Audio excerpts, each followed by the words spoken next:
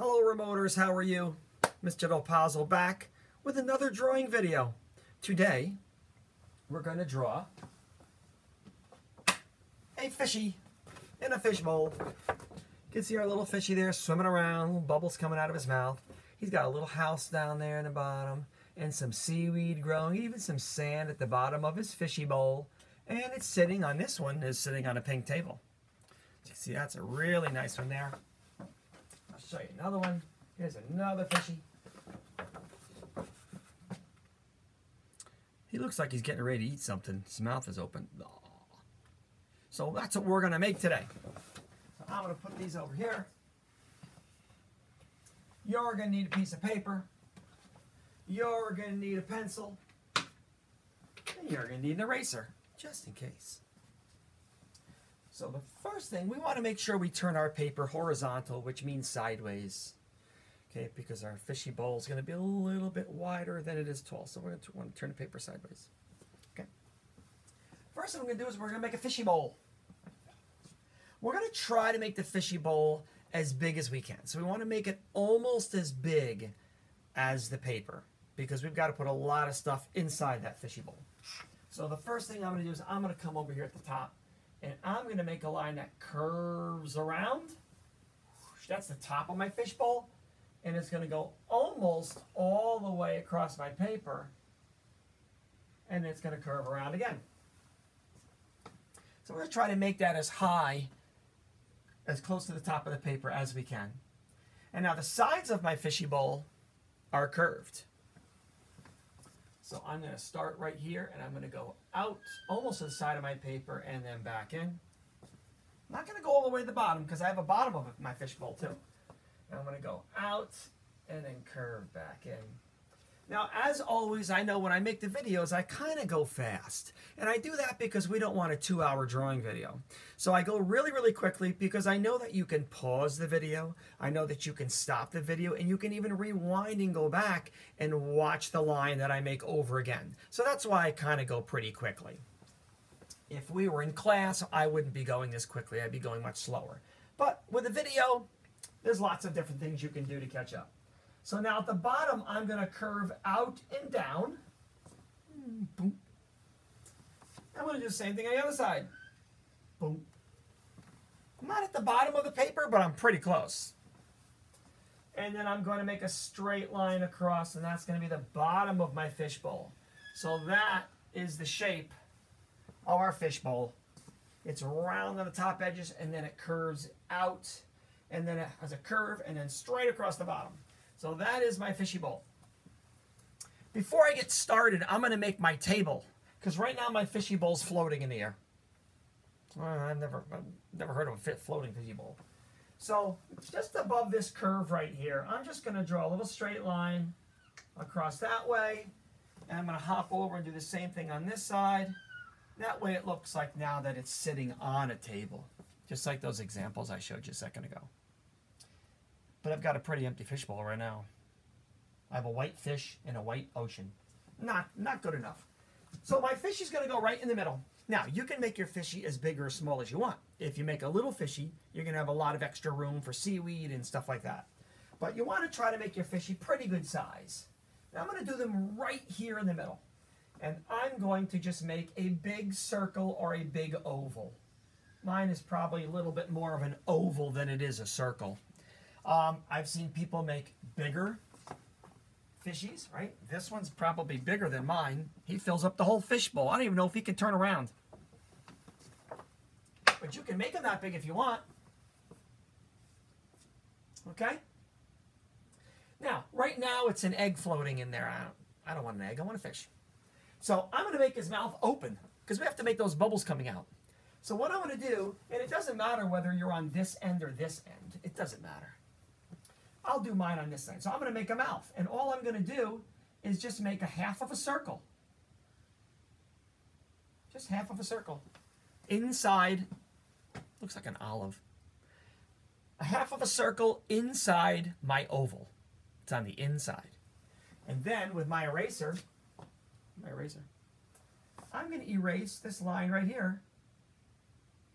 And now his mouth is open. Now, since my mouth is here, my eye has to go here. My eye can't go over here because his eye and his mouth are going to be in the same place. So right above the mouth, I'm going to do a big circle. And then I'm going to make a smaller circle.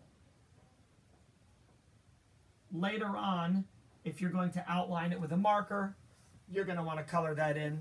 You probably don't want to color it in yet because if you're coloring it with a pencil, if you color over top of it, whether it's a marker or color pencil crayon, it won't stick to pencil.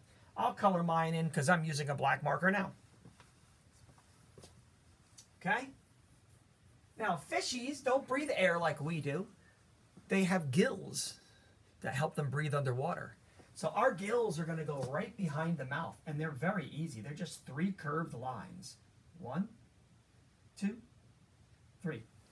3 curved lines that are right behind the mouth. Those are his gills. Now he needs a fin on top. That helps him swim nice and straight. And the way I'm going to do that, right above the eye, I'm going to make a nice big line that sticks up in the front of him. Looks like he's got one hair. And I'm going to do a little bit shorter line that sticks up in the back of him. They're both on top of the fishy though. They're not in the back. We're going to put something else back there. And then I'm going to connect those 2 lines with a wiggly line. Or a wavy line, however you want to put it. And that's going to be the fin on top of his head. And just to try to make it look a little bit more like a fin, I'm going to put some vertical lines, up and down lines, right inside there. Make it look a little bit more like a fin. And now I'm going to do the same thing for his tail. Now, you can make a small tail. You can make a very big tail. If you have a little fish, you have lots of room to make a big tail. So I'm going to do the same thing with the tail, except I'm going to make my lines, instead of going up, I'm going to make 2 lines that go out. Right off the back. That's what makes him go, just like a motor in a boat. When he wiggles that tail, it makes him go forward. And I'm also going to connect those lines with a wiggly line. And I'll put some lines inside to make it look a little bit more like a tail. Okay?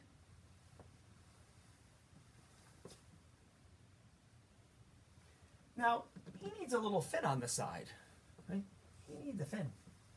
And my fin is going to be kind of like the letter V. A letter V goes down and then up. The letter V. And my fin right behind my gills, I'm just going to go down and then up.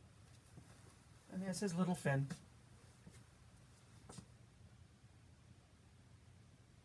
Okay.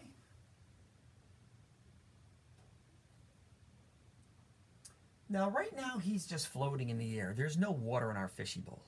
So we need some water.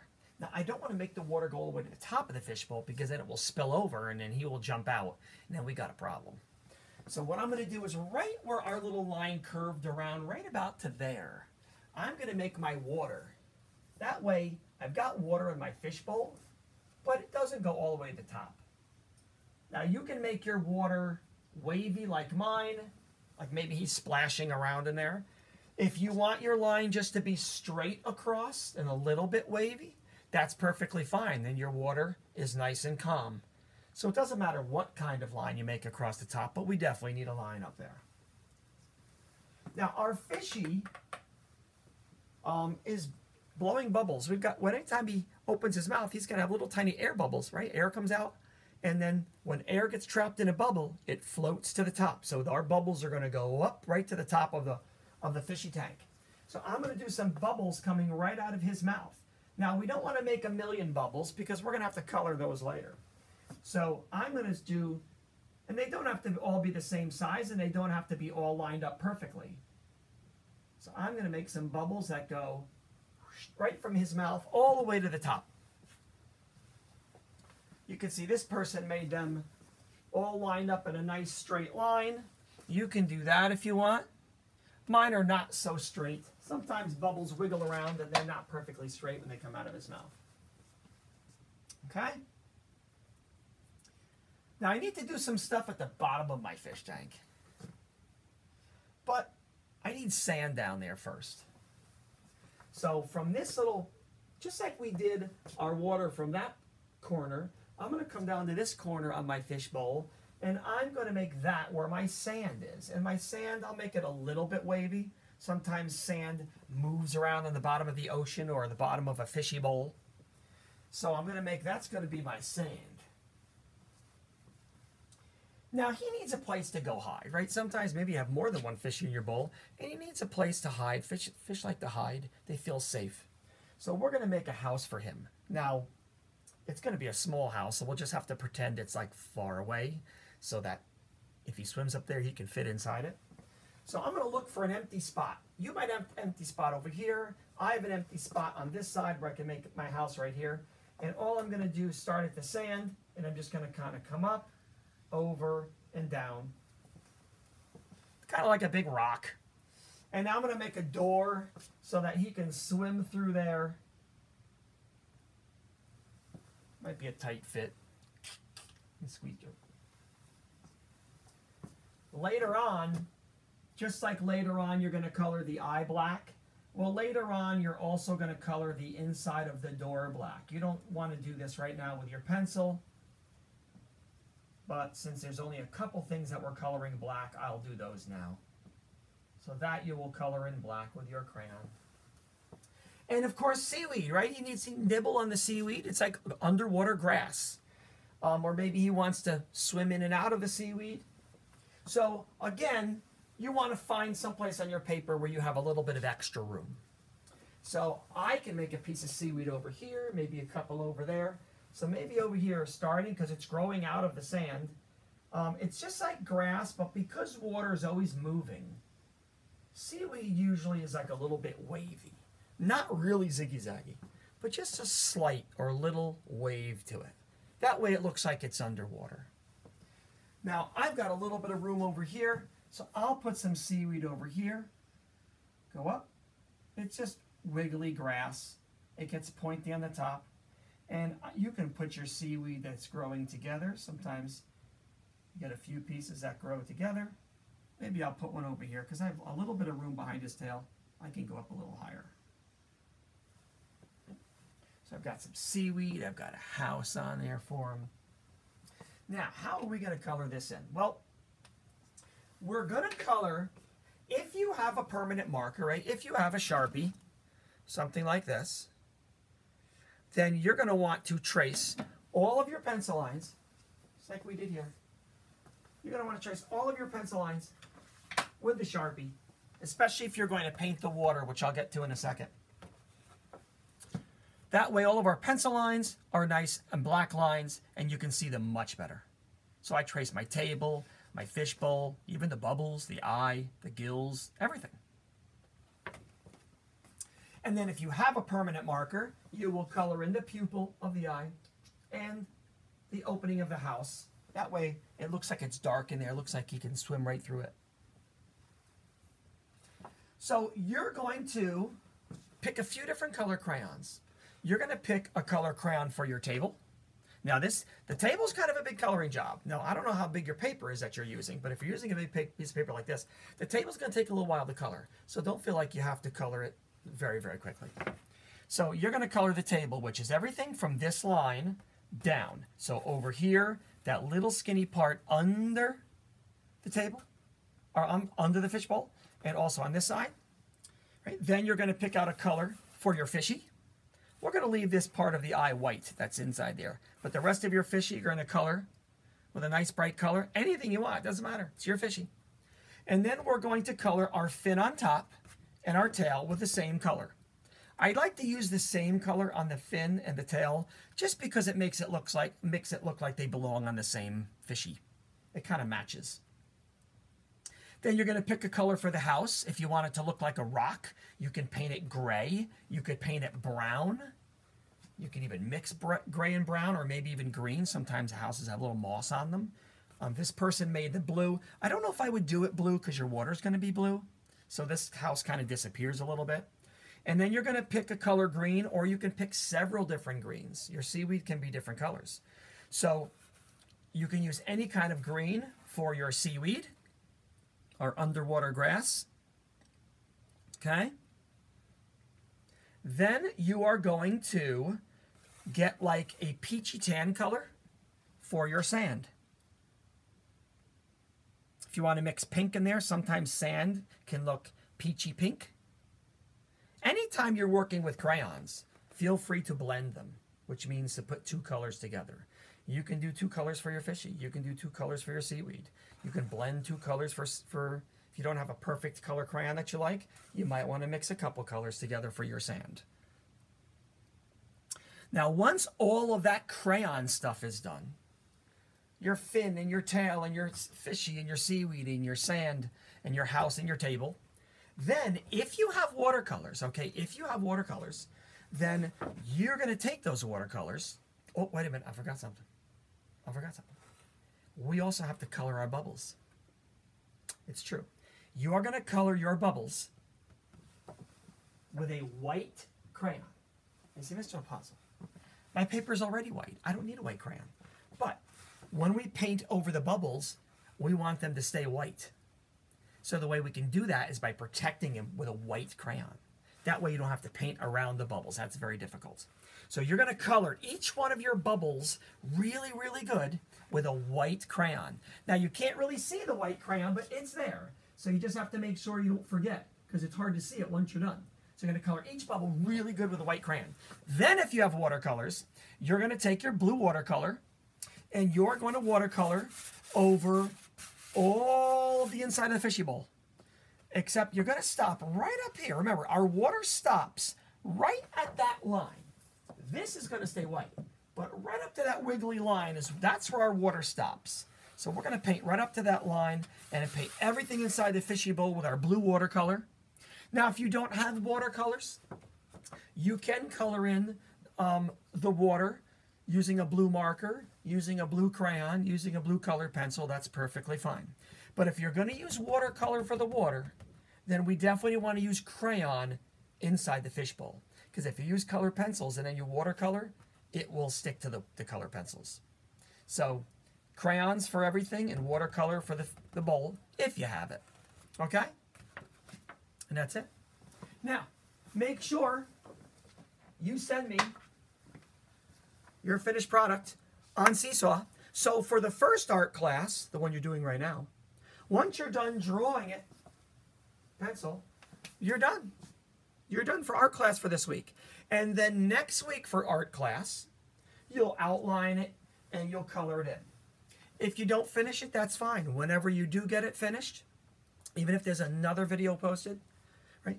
Whenever you finish a fishy, because it is a lot of coloring, especially if you're working on a big piece of paper. When you're done, make sure you send me a picture in Seesaw, because I definitely want to see it, and I promise I will comment back on it. Now, Mom and Dad out there, if you don't have large paper, Mr. Del Pozo's got plenty. Okay? The only problem is you're there and I'm here. So if you would like me to make a little care package and roll up a few pieces of paper so that you don't have to worry about always using little tiny skinny copy paper that doesn't always work very good for watercolors and things like that, I'd be happy to get you some drawing paper, some nice big drawing paper. So if you send me an email, my school email address, mdelpozo@germantowncsd.org, I'll be happy to roll up a bunch of pieces for you, put a rubber band around it, put a Post-it note on it with your child's name, and I'll put it right down at our new entrance down by the elementary gym. We have a new entrance down there. There's a little table inside, and students who are parents who are coming in to pick up student work, it'll be sitting right there. Now, if you can't get in, there's another way. If you know somebody, maybe you have a neighbor or someone who lives close to you, and they are in school, I'd be happy to give it to them, and then they can drop it off to you. Whatever is easier for you. But I've got lots of drawing paper, and for my remote students, I want to make sure that you have good quality drawing paper. So if you don't have any, I'd be happy to get you some. Just let me know you need it, okay? That's it, we're done. I will see you guys later. See you at the next drawing video. I miss you guys. Bye.